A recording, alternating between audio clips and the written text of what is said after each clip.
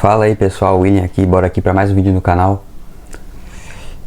Hoje eu venho aqui falar para vocês um pouco sobre investimentos nos períodos de crise, né? Onde é melhor você investir para se proteger aí, proteger a sua carteira.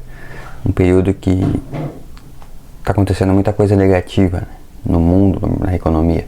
Passando aí por mais uma guerra, né?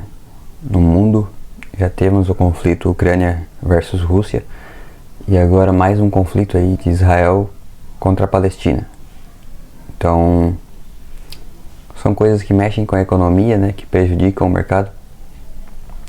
Você precisa saber se defender nesses momentos de crise, né? O Monetário Internacional, o FMI, né, cortou aí as projeções do PIB mundial aí de 4,4% para 3,6% em 2022.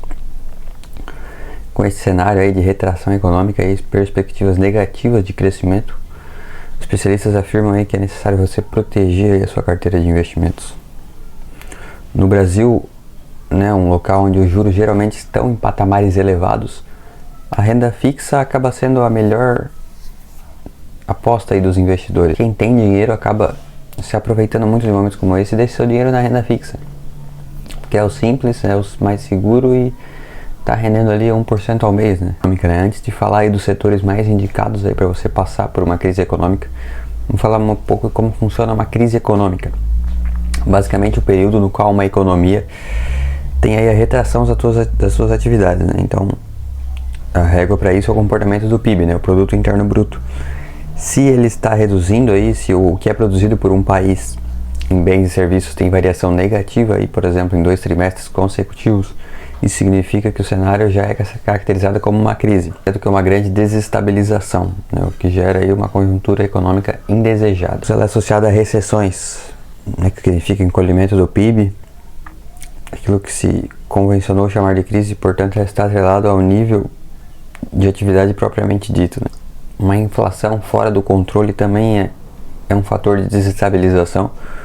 Juros altos também podem ser uma crise, né? A gente tem vários fatores aí que podem caracterizar uma crise, né? Só que o mercado ainda não está tanto em pânico, não está num pânico no nível de se falar que estamos numa crise, né? Mas o risco de uma crise existe, porque a gente tem um aumento de inflação, a gente tem um aumento de juros e consequentemente a gente tem um risco de recessão. A gente teve a elevação dos juros aí, principalmente nos Estados Unidos, aí o Fed vem elevando os juros, né? A inflação está muito alta.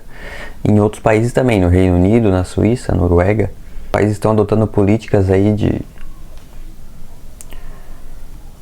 controle aí na política monetária persistente. Isso acaba correndo o poder de compra aí da população e a elevação dos juros, né?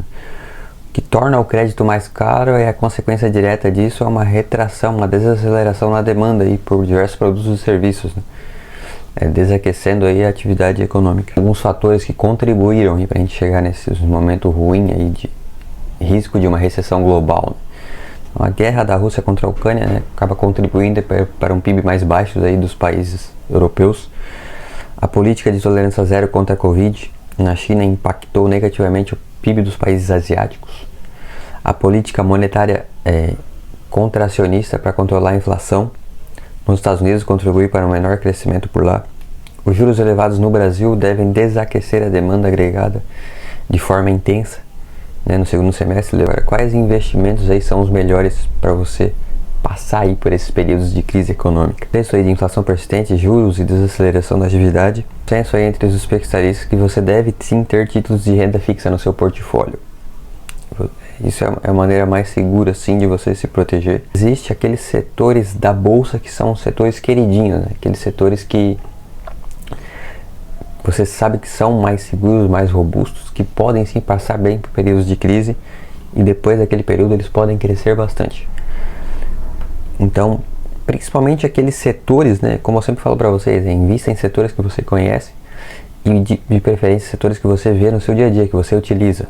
Então, o primeiro setor é de utilidades, né? Por exemplo, energia elétrica e saneamento básico são os principais exemplos aí de companhias que você precisa utilizar no dia a dia, né? Você vai ter que pagar por aquele serviço, né? Então, é um dos setores aí mais seguros aí, são esses serviços essenciais aí para a população. Financeiro, né? Setor financeiro aí, muito falando aí sobre bancos, né? Você vai precisar em algum momento tomar crédito, pegar dinheiro, ou outras pessoas vão precisar. Então, os bancos, eles podem passar por períodos ruins aí, por exemplo, grande índice de inadimplência, mas eles vão se recuperar, né? Os bancos sempre se recuperam.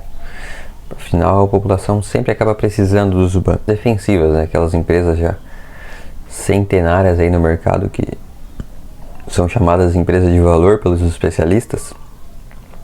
Aquelas companhias aí bem consolidadas aí nos seus ramos de atuação e que podem sofrer menos aí com uma retração econômica. Empresas que podem sofrer um pouco mais, né? A gente lembra sempre de ativos de bens essenciais, então empresas de bens duráveis e outras empresas de varejo tendem a sofrer, né? Principalmente o setor de varejo tende a sofrer bastante no período de crise, em período que as pessoas não estão comprando, né? Se você está sem dinheiro, você não vai comprar coisas que não são essenciais, né? Por exemplo, o vestuário, né? Naquele momento pode esperar, né? São produtos que pode esperar. Então você não vai comprar naquele momento. E muitas pessoas tendo a mesma ideia ao mesmo tempo, essas empresas vão sim sofrer mais. Então esse foi o vídeo, pessoal. Espero que tenham gostado, espero que tenha agregado para vocês. Se inscreva no canal, deixe seu like e até a próxima.